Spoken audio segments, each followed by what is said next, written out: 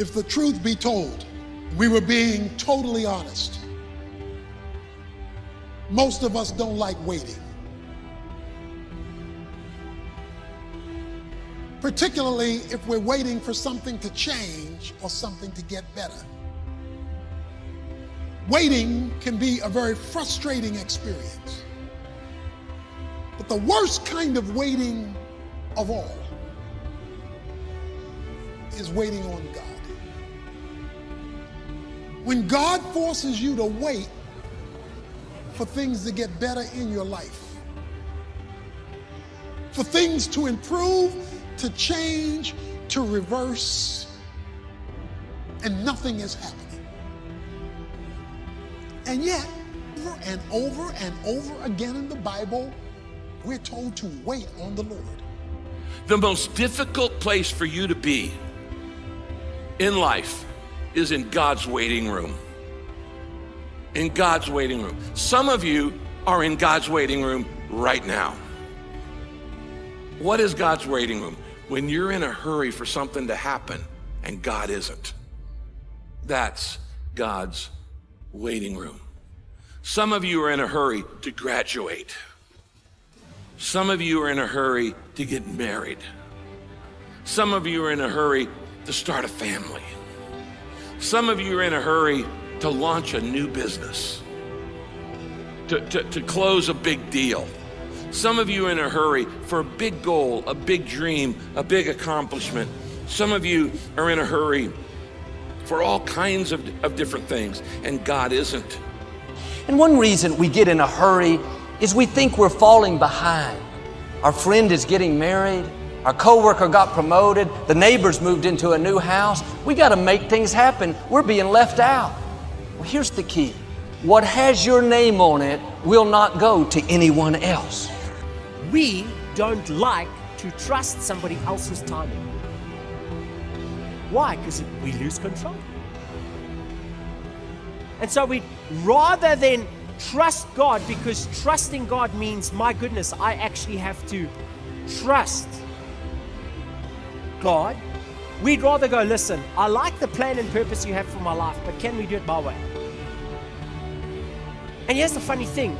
Now that I'm a parent, I recognize in my children that they don't like it to wait on my timing.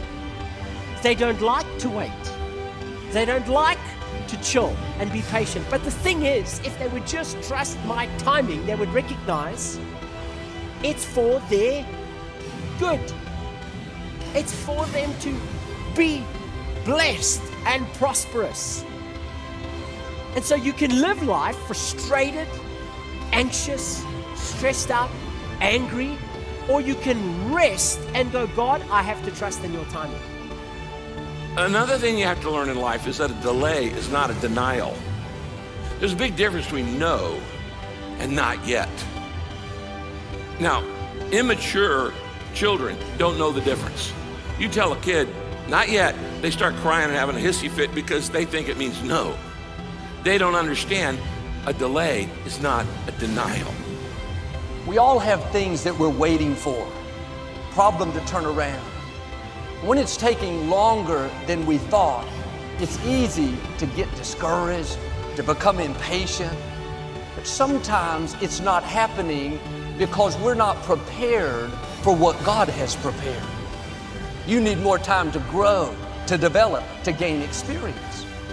Patience is developed in the wait room. Before you see what God promised, God will send you to the wait room. You may not like it. Other people are in the game, making progress. You're stuck waiting. You may not see anything changing, but something is happening. Patience is working. You're growing, developing, getting you prepared so you can sustain what God has coming. Don't get discouraged because it's not happening as fast as you would like.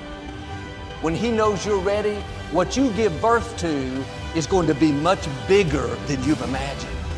Maybe you've been praying, being your best, thing changing. Have a new perspective. You're in the wait room. You're not falling behind.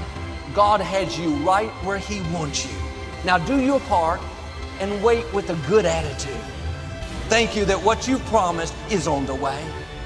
If you will wait with the right attitude, after patience has done its work, you're going to see promises come to pass. Don't allow a moment of agony to make you draw a conclusion about life prematurely. Because if you just keep on walking with God, God has a way of making everything all right. But he warns us that the steps of a good man are ordered by the Lord. Now, the term steps implies process. It means it's gonna take a while. Because a blessing given too soon is not a blessing at all.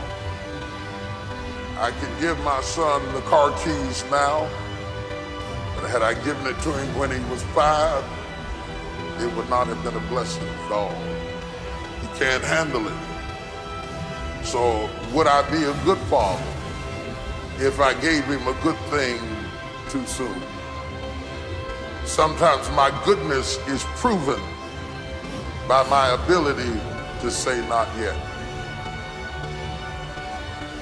You see, while you're working on your project, your goal, your dream, your vision, God's working on you. And God's much more interested in you than in what you're trying to accomplish. Because you're not taking your accomplishments to heaven, but you are taking your character. And sometimes God says, yeah, I intend to give you what I've promised you. I intend to answer that prayer. I intend to fulfill the vision, but you're not ready yet. I want you to grow, and when you're ready, then it's going to happen. And I'll admit, I don't like to wait. I like to make progress. I like to get things done. But I've learned some things take time.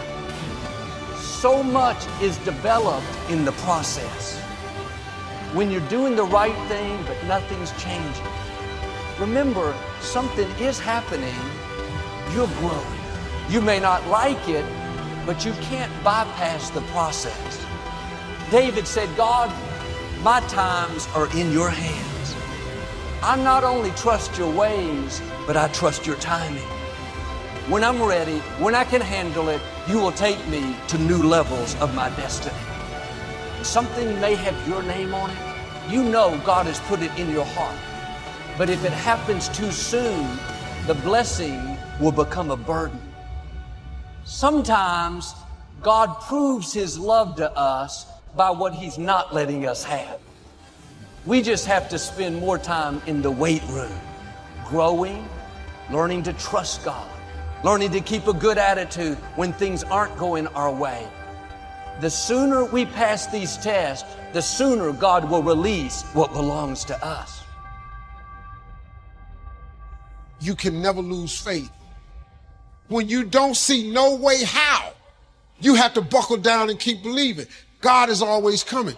The moment you ask God for something, he boxes it up and he ships it to you. It's going to come. He just don't tell you when. But he don't tell you when the package is going to arrive. So here's the deal. He wants you to stay in faith to receive the package, because he only delivers to Faith Street. That's how it works, man. Let me tell y'all something. Being successful is not a magic trick. You just have to learn the principles of success. I am telling you, your education ain't got nothing to do with it. Now, when you gonna ask him for it, and are you gonna wait for it to happen? Or are you gonna lose faith? Well, I guess it wasn't the Lord's will. How you know what God's will is? It all happens at an appointed time, but you have to stay in faith for the appointed time to happen for you.